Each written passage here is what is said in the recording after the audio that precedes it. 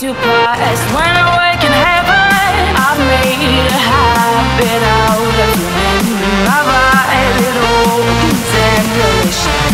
That chance as far as I'm concerned.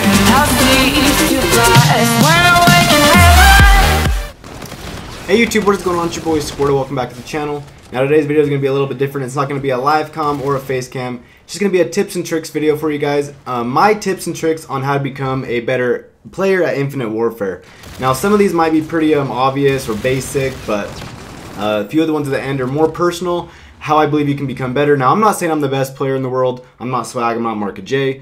But I do think of myself as a decent player at the game, and I think I can relay some tips to you guys. So the first tip that I want to give you guys is use weapons that you are most comfortable with. Okay, I know everyone gets bored of using the same weapons. You know, no one wants to use the NV4 and K-bar every single game. You know, no one wants to, you don't want to use the same games. It makes the game boring. But if you really want to become a better player at the game, you need to find the weapon or weapons that you are most comfortable with and use them consistently. See, in these gameplays right here, I'm using the K-bar and the NV4. These are the two weapons I am the most comfortable with. Now there are a few other weapons in the game that I use and I'm comfortable with, but if I really want to just do my best, I slap on the K-bar or the NV4. Some people are SMG players, so they might want to put on, the ERAD or the Karma. You really just need to figure out what guns are best for you and your playstyle and use them.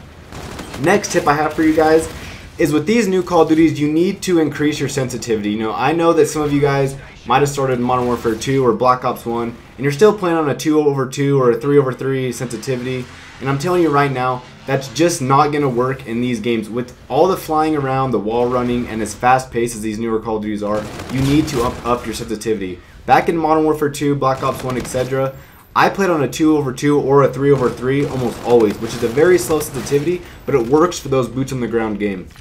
As soon as Advanced Warfare came out and people were flying around out of my screen and out of my vision, I threw on a higher sensitivity. Now I play on a 5/5, every now and then a 6/6, and it really helps out when people are just jumping over you. So it might feel awkward at first, but you need to up your sensitivity if you're playing on a really slow sensitivity. And yeah, on to the next tip. Next tip I have is play the outskirts of the map. I notice a lot of players, they want as many kills as possible, and I'm the same way. So they just rush to all the action right in the middle of the map, and they get a kill and die, get a kill, die, and they can just never build up a kill streak. And I just highly recommend that you stay on the outskirts of the map. I'm not saying like the very, very line of out of bounds. You know what I mean? I'm not saying like that. I'm just saying you don't always just want to be right in the middle of the action, right in the middle of the map, where you can get shot from the left, the right, the front. It's just not going to work, especially if you want to go on super long kill streaks, especially if you want to get deatomizer strikes. You need to play the outskirts of the map, you need to play flanks, and you need to make sure you know spawns, okay? One of my problems is I don't feel like I know spawns totally well, so I get in these flank situations, and then I end up getting right in the enemy spawn, and next thing I know I got 5 people shooting at me. So try to learn spawns as best as possible, know where you're at on the map, use your teammates as a UAV as well. If all your teammates are on one side of the map and nothing's really going on, you got to know the enemies are probably on the other side of that map. If you're with your teammates, just stick around. One thing I have to do is stay with your team a lot of the time. I'm not saying be buddy with little Timmy, level 2, but wherever your teammates are, stay there so that it gives the enemies a different chance of shooting someone else and not just you. If you rush into the enemy's base and it's just you're the only player that anyone can see, chances are you're going to get shot by 3 or 4 people, and you're most likely going to die. The next tip that I have to give you guys is learn a playstyle that works best for you.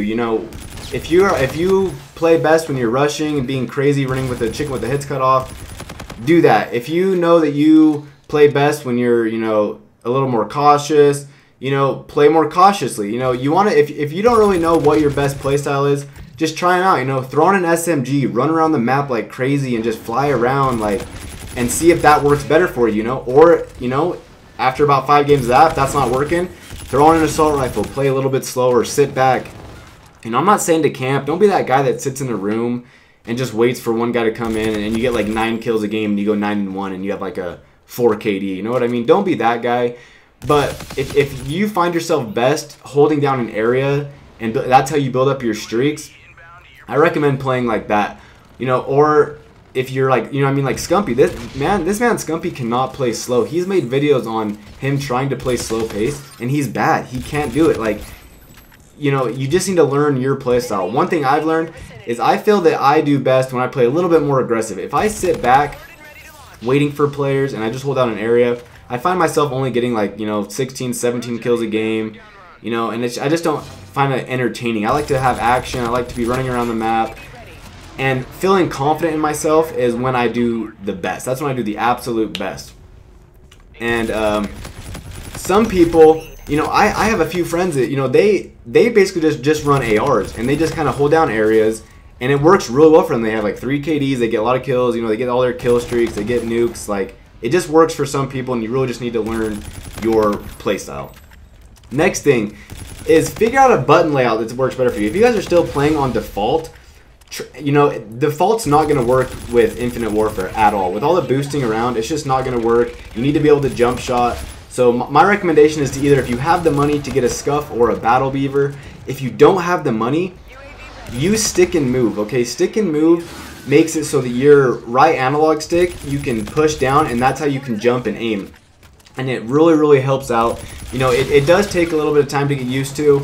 When my Scuff broke and I used stick and move, it took me a couple of days to really get that gun down, or not that gun, that setup down, and to really get it to work. But once I got it to work, it's amazing, dude. I almost think it's better than having a Scuff. So that's another thing I recommend you guys doing, is try different button layouts. You know, some people use, you know, just tactical. Some people use really weird setups, and some of them just really work with these new CODs. You know, back in the day, it was basically just default and tactical. That's all you really needed. But you know, with these newer CODs, you need to be able to jump shot. You need to be able to jump and aim at the same time. So I recommend using stick and move.